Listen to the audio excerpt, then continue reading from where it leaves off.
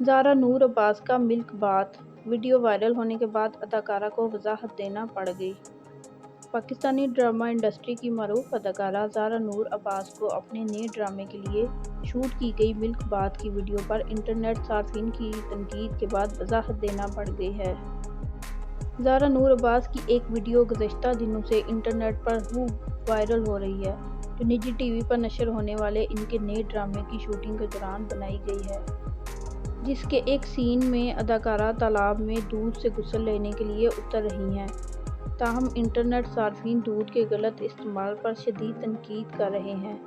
Social media صارفین کی تنقید کے بعد زارا نور عباس کو ویڈیو سے متعلق وضاحت دینا پڑ گئی اور انہوں نے اپنے انسٹاگرام اکاؤنٹ پر یہی ویڈیو شیئر کرتے ہوئے اپنے وضاحتی پیغام میں لکھا کہ یہ خالص دودھ نہیں بلکہ محض پانی ہے جس میں مصنوعی رنگ شامل کرکے رنگ تبدیل کیا گیا ہے۔